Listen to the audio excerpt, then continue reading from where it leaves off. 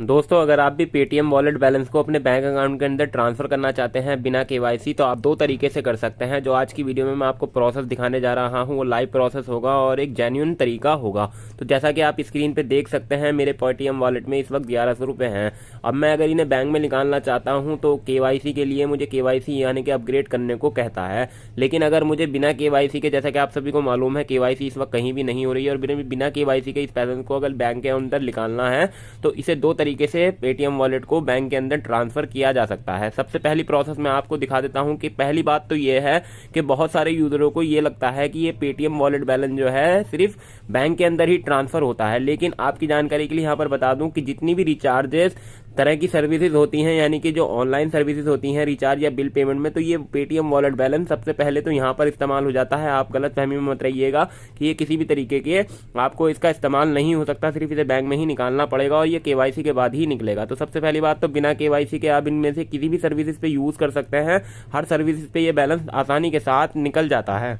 दूसरी प्रोसेस होती है स्कैन एंड पे, यानी कि स्कैन एंड पे का जो ऑप्शन आता है, इसमें किसी भी मर्चेंट, यानी कि जो आपके एरिया में मर्चेंट हो, दुकानदार हो या किसी भी तरीके का काम करता हो, मनी ट्रांसफर या रिचार्जेस वगैरह, तो उसके पास इस तरीके का मर्चेंट क्यूआर कोड होता है। हर दुकान पे ये क्यूआर कोड अवेलेबल होते हैं आज की डेट में। सिंपली आप इसे स्कैन कीजिएगा। तो जैसे ही आप यानी कि मर्चेंट के क्यूआर कोड को स्कैन करेंगे, उसका ऊपर नाम दिखाएगा, यहाँ पर अमाउंट डालने के लिए कहेगा। जो भी अमाउंट आपको निकालनी हो सिंपली यहाँ पर प्रेस कीजिएगा। उसके बाद बैक के बटन पे क्लिक करके देख लीजिए कि यहाँ पर ये जो पेटीएम वॉलेट है यानी कि पेटीएम वॉलेट बैलेंस यहाँ पर दिखा रहा है। देख सकते हैं आप, पेटीएम वॉलेट बैलेंस का ऑप्शन आ रहा है और यहाँ से अगर मैं इस पर क्लिक कर दूंगा तो ये सिंपली इस मर्चेंट को पे हो जाएंगे।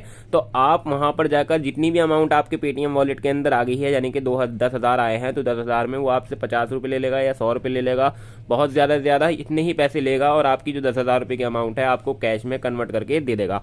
तो आप बहुत ही सिंपल प्रोसेस में किसी भी तरीके के झंझट से बचने के लिए केवाईसी बिना कराए मर्चेंट के पास बहुत ही आसानी से पैसे निकाल सकते हैं। बहुत सिंपल प्रोसेस है, जेन्युइन प्रोसेस है, बहुत आसानी से निकलता है। बस आपके पास एक मर्चेंट क्यूआर कोड होना चाहिए। जैसा कि मैंने आपको बताया कि ये मर्चेंट क्यूआर कोड होगा तभी इससे पैसे ट्रांसफर होंगे। अगर वो मर्चेंट नहीं होगा यानी कि दुकानदार नहीं होगा, आप किसी के नॉर्मल पेटीएम अकाउंट या किसी के नॉर्मल अकाउंट पे निकालेंगे तो नहीं निकलेंगे, ना ये ऑप्शन आएगा आपके सामने। ये वाला ऑप्शन नहीं आएगा, आपका सिर्फ बैंक अकाउंट लिंक हुआ दिखाएगा, उसी से पेमेंट होगी।